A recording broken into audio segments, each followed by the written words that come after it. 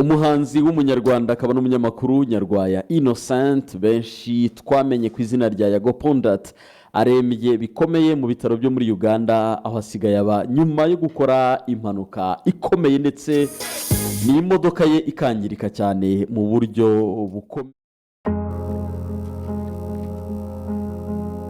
Umuhanzi akaba n'umunyamakuru Nyarwaya Innocent wamamaye nka Yago Pondat arembeye mu bitaro byo muri Uganda aho asigaye aba nyuma yo gukora impanuka. Akimara gukora impanuka ubu bafitanye isano ya hafi mu muryango yanditse kuri konti ya Instagram y'uyu muhanzi ashimira Imana ko yamurokoye iyi mpanuka yashoboraga no kumuhitana ndetse asaba n'abafana be kumusengera. Iyi mpanuka yangije imodoka y'uyu muhanzi, iyi modoka kandi niyo yari arimo ku wa 17 Mata 2026.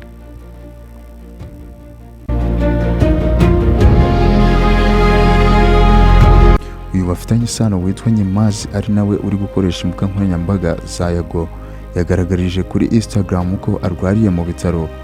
Amashusho yashize hanze mu ijoro ryo ku wa 18 na 19 Mata 2026 yagaragazaga Yago ari mu cyumba cyo kwa muganga ari guhabwa serivisi z'ubuvuzi na muganga. Uyu Yago kandi muherutse kumwumva atangaza amagambo akomeye cyane avuga ko G-Tough mu minsi iri imbere ajye kuzasohora indirimbo kandi iyo ndirimbo ikazajya hit. Abantu bamufasha nk'umuhanuzi kubera ko ibyo yavuze byageze nyuma biraba. Indirimbo yitwa Aragituse ya G-Tough yaje kwamamara cyane yuzuza miliyoni y'abayirebye. Ariko se Yago usibye kumubona kuriya ubundi ni muntu ki?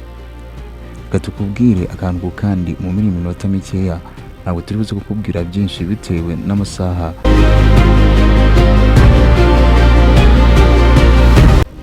Ruhana Mirindi Ruzoya Francis na Mukandanga Juliana ku itariki 13 Kamena 1994 nibwo bibarutse umuhungu bamwita Nyarwaya Innocent. Icyo gihe bari mu gihugu cya Uganda gusa ntiyahakuriye kuko hanyuma yaho baje kumukira mu Rwanda ahazwi nko mu Tanzania mu mudugudu wa Tabagwe, mu kagari ka Tabagwe, mu murenge wa Tabagwe, mu karere ka Nyagatare mu ntara y'Iburasirazuba.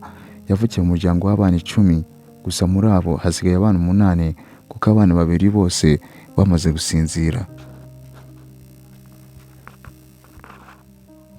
Mu gutangira kwiga rero yatangiriye kuri Ecole Primaire Tabagwe akomeza n'ayisumbuye. Mu busanzwe rero mu bitekereza buri mwana wese rero yakuze yumva azaba umukinnyi w'umupira cyangwa se akazaba umuhanzi. Kuri iki kigo yizeho primaire rero yahize iwabara aborozi b'inka bityo bikamusaba kujya kwiga amanjije yajya kuragira inka. Gusa ibyo ntibyamubuzaga kuba umuhanga kuko yakundaga guhamagarwa kuri Asembo agiye guhembwa kubera yaje mu manota ya mbere.